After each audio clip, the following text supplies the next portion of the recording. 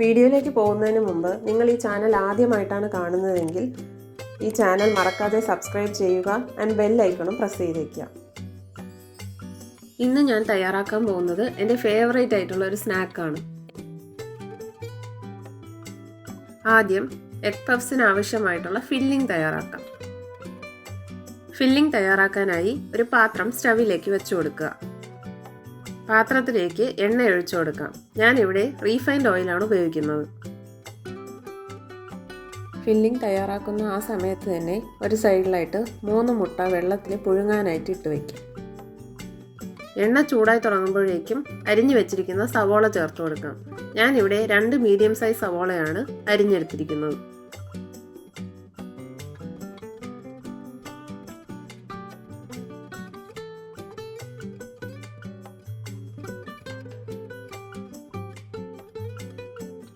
സവോള വഴന്ന് കിട്ടാൻ ആവശ്യത്തിനുള്ള ഉപ്പ് ചേർത്ത് കൊടുക്കാം. ഉപ്പ് ഇട്ട് കൊടുക്കുകയാണെങ്കിൽ സവോള എളുപ്പത്തിൽ വഴന്ന് കിട്ടും, അതിന് വേണ്ടിയിട്ടാണ്. ഇനി സവോള നന്നായിട്ട് വഴറ്റി കൊടുക്കാം. ഇതിനു മുമ്പും നമ്മുടെ ഈ ചാനലിൽ ഒരു എഗ് പഫ്സ് റെസിപ്പി ഞാൻ പോസ്റ്റ് ചെയ്തിട്ടുണ്ടായിരുന്നു. അത് ഓയിൽ ഉപയോഗിച്ച് എങ്ങനെ ഫ്രൈ ചെയ്തെടുക്കാം എന്നുള്ള രീതിയായിരുന്നു. അപ്പോൾ നേരത്തെ ഞാൻ ഉണ്ടാക്കിയ ആ എഗ് പഫ്സിൻ്റെ റെസിപ്പിയുടെ ലിങ്ക് ഞാനിവിടെ ഡിസ്ക്രിപ്ഷൻ ബോക്സിൽ കൊടുത്തേക്കാം. ആവശ്യമുള്ളവർ അതൊന്ന് നോക്കുക. സവോള ചെറുതായി ഒന്ന് വാടി വന്നിട്ടുണ്ട്. ഈ സമയത്ത് ഇതിലേക്ക് ജിഞ്ചർ ഗാർലിക് പേസ്റ്റ് ചേർത്ത് കൊടുക്കാം. ഞാൻ ഇതിലേക്ക് 1/2 ടീസ്പൂൺ ജിഞ്ചർ ഗാർലിക് പേസ്റ്റാണ് ചേർത്ത് കൊടുക്കുന്നത്. ജിഞ്ചർ ഗാർലിക് ചേർത്ത് കൊടുത്തതിന് ശേഷം നന്നായിട്ട് വഴറ്റിയെടുക്കാം. പെട്ടെന്ന് അടിക്ക് പിടിക്കാനുള്ള ചാൻസ് കൂടുതലാണ് ഇഞ്ചിയൊക്കെ ചേർത്തുകൊണ്ട്. അതുകൊണ്ട് നന്നായിട്ട് വഴറ്റി കൊടുക്കുക, അടിക്ക് പിടിക്കാതെ ശ്രദ്ധിക്കുക.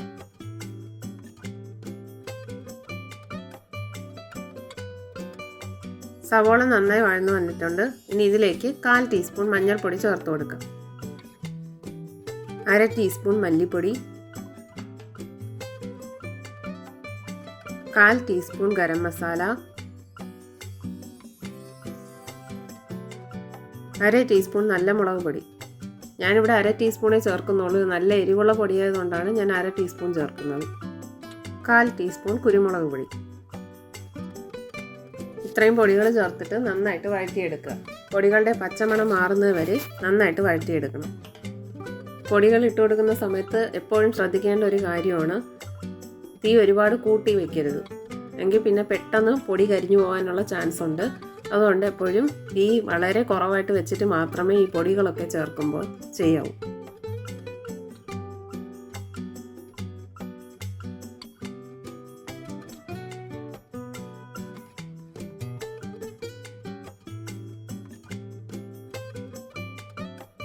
പൊടികളുടെ പച്ച മണമൊക്കെ ഒന്ന് മാറി വന്നിട്ടുണ്ട്. ഇനി ഇതിലേക്ക് ഒരു 1/4 ഗ്ലാസ് വെള്ളം ചേർത്ത് കൊടുക്കാം.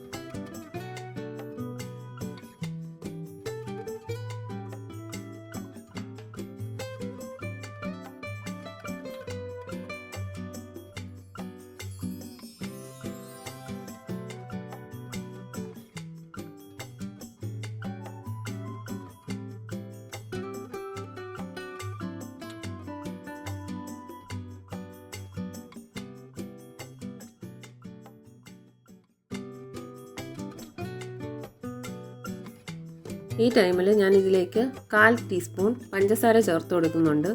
ഇത് ഈ പഫ്സിന് ഒരു നല്ല ഫ്ലേവർ കിട്ടും, അതുകൊണ്ട് മാത്രമാണ്. ഇത് വേണമെങ്കിൽ നമുക്ക് ഈ പൊടികളൊക്കെ ചേർത്ത് കൊടുക്കുന്ന സമയത്ത് ചേർത്ത് കൊടുത്ത് വഴറ്റിയാലും മതി. അല്ലാന്നുണ്ടെങ്കിൽ വെള്ളം ചേർത്ത ശേഷം ഇതുപോലെയും ഇടാം.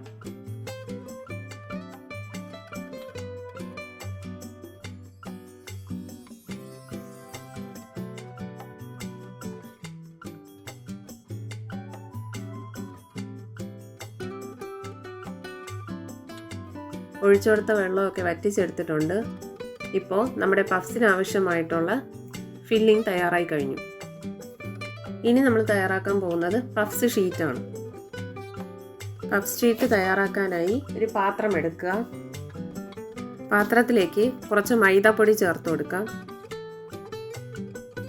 മാവിലേക്ക് ആവശ്യമായ ഉപ്പ് ചേർത്ത് കൊടുക്കാം. മാവിലേക്ക് 2 ടീസ്പൂൺ പഞ്ചസാര ചേർത്ത് കൊടുക്കാം. പഞ്ചസാര ചേർക്കുന്നതുകൊണ്ട് പേസ്ട്രി ഷീറ്റിന് ഒരു ബ്രൗൺ നിറം കിട്ടും നമ്മൾ റെഡിയാക്കി എടുക്കുമ്പോഴേക്കും. അതിന് വേണ്ടിയിട്ടുമാണ്, ഒരു ചെറിയ സ്വീറ്റ്നെസ് കിട്ടും, അതിനു കൂടിയാണ്. അതിലേക്ക് 1 ടീസ്പൂൺ ബട്ടർ ചേർത്ത് കൊടുക്കാം. ബട്ടർ അല്ലെങ്കിൽ നെയ്യും ചേർക്കാം കേട്ടോ. ഇനി ഈ മാവ് നന്നായിട്ട് കൈ കൊണ്ട് മിക്സ് ചെയ്തെടുക്കണം. നമ്മൾ ഈ ചേർത്ത ഇൻഗ്രീഡിയൻസ് എല്ലാം മാവിൽ നന്നായിട്ട് മിക്സ് ആവണം. അതുകൊണ്ട് കൈ കൊണ്ട് ആദ്യം ഇതൊക്കെ ഒന്ന് ഞെരടി കൊടുക്കുക. ഇനി മാവിലേക്ക് കുറച്ചായിട്ട് വെള്ളം ചേർത്ത് മിക്സാക്കി എടുക്കുക. നമ്മൾ ചപ്പാത്തിക്കൊക്കെ മാവ് കുഴയ്ക്കില്ല, അതുപോലെ തന്നെയാണ്. ഞാനിവിടെ പച്ചവെള്ളം തന്നെയാണ് ഉപയോഗിക്കുന്നത്. ചൂടുവെള്ളത്തിൻ്റെ ആവശ്യമൊന്നുമില്ല. നല്ല സോഫ്റ്റായിട്ട് തന്നെ പേസ്ട്രി ഷീറ്റ് കിട്ടും. കുറച്ചായിട്ട് വെള്ളം ചേർത്തിട്ട് വേണം മിക്സ് ചെയ്യാനായിട്ട്, അല്ലെങ്കിൽ മാവ് ലൂസായി പോകും.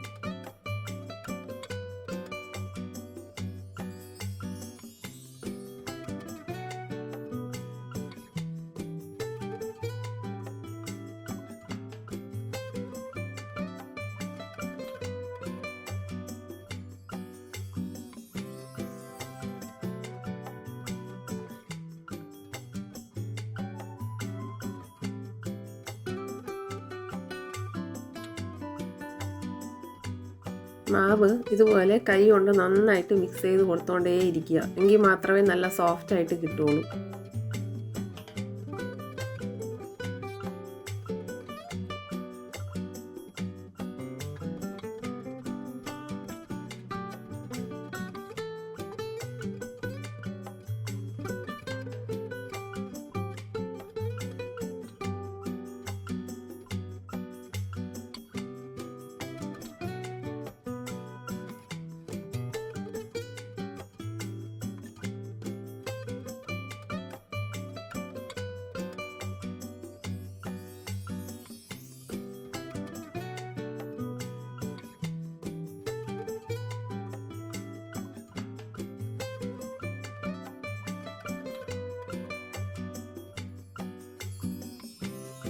മാവ് കുഴച്ചത് നമ്മളെ കയ്യിൽ ഒരിക്കലും ഒട്ടാൻ പാടില്ല. കുഴച്ച് കഴിയുമ്പോഴത്തേക്കും ആ ഒരു കൺസിസ്റ്റൻസിയാണ് ഇതിൻ്റെ കറക്റ്റ് പാകം എന്ന് പറയുന്നത്.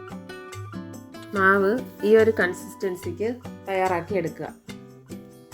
ഇനി റെഡിയാക്കിയ മാവ് ഓരോ ഉരുളകളായിട്ട് മാറ്റി വയ്ക്കാം.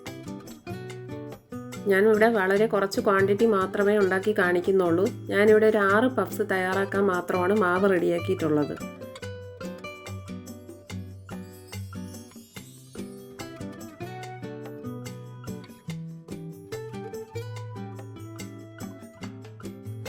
ഇനി നമ്മുടെ ചപ്പാത്തി പലക എടുത്ത് വെക്കുക. അതിലേക്ക് കുറച്ച് മൈദപ്പൊടി വിതറി കൊടുക്കുക. അതിലേക്ക് റെഡിയാക്കി വെച്ചിരിക്കുന്ന ഒരു ഉരുള മാവെടുത്ത് വെച്ചിട്ട് നന്നായിട്ട് പരത്തിയെടുക്കണം. നമ്മൾ ചപ്പാത്തിക്കൊക്കെ പരത്തൂല, അതുപോലെ തന്നെയാണ് പരത്തിയെടുക്കേണ്ടത്. ഒരുപാട് നൈസാക്കി കളയരുത്. മാവ് പരത്തി കഴിഞ്ഞതിന് ശേഷം അത് ഒരുപാട് കട്ടിയാവാനും പാടില്ല, ഒരുപാട് നൈസായി പോകാനും പാടില്ല. ഒരു മീഡിയം ലെവലിലായിരിക്കണം മാവിൻ്റെ ആ ഒരു തിക്നെസ് എന്ന് പറയുന്നത്.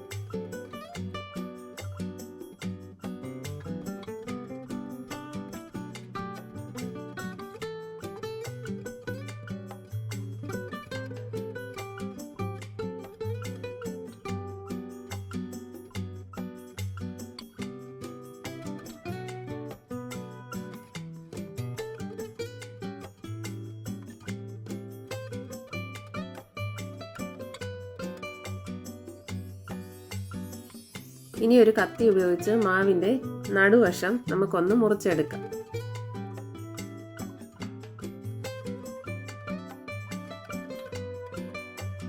അപ്പോൾ ഇതുപോലെ 2 പീസായിട്ട് കിട്ടും.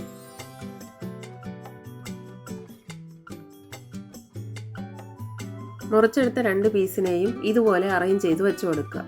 ഒന്നിനു മീതെ ഒന്നായിട്ട്. ഒന്ന് കുറുകയും ഒന്ന് നെടുകയും വെച്ച് കൊടുക്കണം.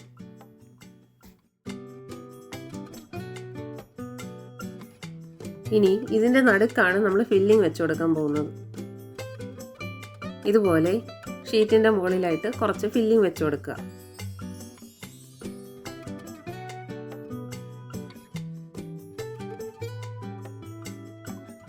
അതിൻ്റെ മീതെ പുഴുങ്ങിയ മുട്ട വെച്ച് കൊടുക്കാം. ആ ഫുൾ മുട്ട നമ്മളൊന്ന് ഹാഫായിട്ട് മുറിച്ചതിന് ശേഷമാണ് ഇതിലോട്ട് വെച്ച് കൊടുക്കുന്നത്.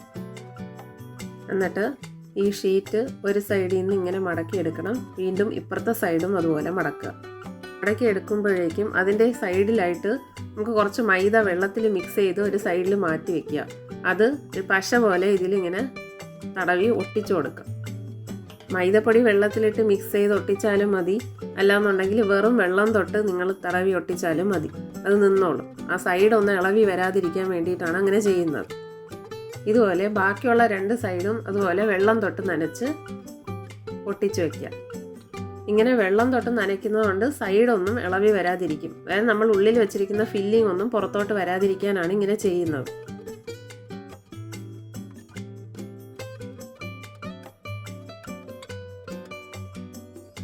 ഇനി വേറൊരു പാത്രത്തിലേക്ക് ഒരു മുട്ട പൊട്ടിച്ചൊഴിക്കുക.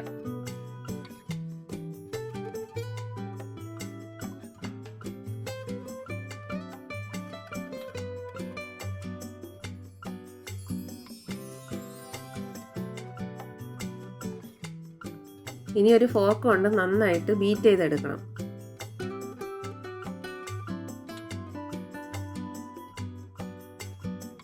ഇതുപോലെ മുട്ടയുടെ മഞ്ഞയും വെള്ളയും നന്നായിട്ട് മിക്സ് ആക്കി എടുക്കണം.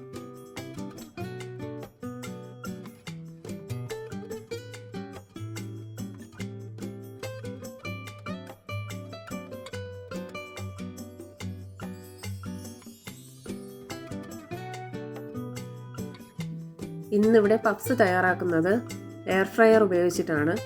അതുകൊണ്ട് അതിലേക്ക് ആദ്യമേ ഒരു ബട്ടർ ഷീറ്റ് വിരിച്ചു വെച്ചിട്ടുണ്ട്. അതിൻ്റെ മുകളിലായിട്ടാണ് റെഡിയാക്കി വെച്ചിരിക്കുന്ന പഫ്സ് നമ്മൾ വെച്ചിരിക്കുന്നത്. ഇനി പഫ്സിൻ്റെ മുകളിലായിട്ട് നേരത്തെ ബീറ്റ് ചെയ്ത് മാറ്റി വെച്ചിരുന്ന മുട്ട ഒരു ഓയിൽ ബ്രഷിൽ തൊട്ട് അതിൻ്റെ മീതെ ഒന്ന് ബ്രഷ് ചെയ്ത് കൊടുക്കണം. അങ്ങനെ ചെയ്യുന്നതുകൊണ്ട് പഫ്സിൻ്റെ ടേസ്റ്റും കൂടും, അതുപോലെ അതിനൊരു നല്ല കളറ് കിട്ടുകയും ചെയ്യും. നമ്മൾ ബേക്കറിയിലെല്ലാം വാങ്ങിക്കുമ്പോൾ കിട്ടുന്ന ആ ഒരു കളർ കിട്ടുകയും ചെയ്യും. എയർ ഫ്രയറിൽ വെച്ച് കൊടുക്കുകയാണ്. ഇനി ഇത് ക്ലോസ് ചെയ്യാം.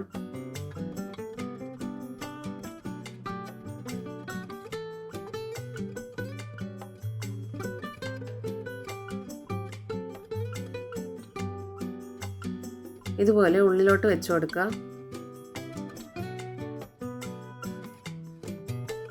ഉള്ളിലോട്ട് വെച്ച് കൊടുത്തതിന് ശേഷം എയർ ഫ്രയർ ഓൺ ചെയ്യുക. ഞാനിതിൽ കേക്ക് ഓപ്ഷൻ പ്രസ് ചെയ്തതിന് ശേഷം 180 ഡിഗ്രിയിൽ 15 മിനിറ്റ് ആണ് ഇതിൻ്റെ ടൈം സെറ്റ് ചെയ്തിരിക്കുന്നത്. 15 മിനിറ്റ് കഴിഞ്ഞതിന് ശേഷം അത് തനിയെ ഓഫാവും. ഓഫായതിനു ശേഷം നമുക്ക് തുറന്നു നോക്കാം. വാവ്, എന്ത് സൂപ്പറായിട്ടാണ് റെഡി ആയിരിക്കുന്നത്, കണ്ടോ? പപ്സ് നല്ല സൂപ്പറായിട്ട് റെഡി ആയിട്ടുണ്ട്. ശരിക്കും ബേക്കറിയിൽ കിട്ടുന്ന ആ ഒരു ടെക്സ്ചറിൽ തന്നെയാണ് നമുക്കിത് ഉണ്ടാക്കിയെടുക്കുമ്പോൾ കിട്ടുന്നത്. പക്ഷേ ഒരു കാര്യം ഞാൻ ജെനുവിനായിട്ട് പറയാം, അവിടെ നമ്മൾ ബേക്കറിയിൽ വാങ്ങുമ്പോൾ ഒരുപാട് ലെയേഴ്സൊക്കെ ആയിട്ടാണ് നമുക്ക് പഫ്സ് കിട്ടുന്നത്. പക്ഷേ ഇവിടെ ലെയേഴ്സ് മിസ്സിംഗ് ആണ്, ബാക്കി ടേസ്റ്റൊക്കെ സെയിം ബേക്കറി സ്റ്റൈൽ തന്നെയാണ്. ഇന്നത്തെ വീഡിയോ നിങ്ങൾക്ക് എല്ലാവർക്കും ഇഷ്ടമായെന്ന് കരുതുന്നു. നിങ്ങളെല്ലാവരും ഇത് വീട്ടിൽ ട്രൈ ചെയ്ത് നോക്കുക. നിങ്ങളുടെ വിലപ്പെട്ട അഭിപ്രായങ്ങൾ കമൻറ്റ് ബോക്സിലൂടെ അറിയിക്കുക.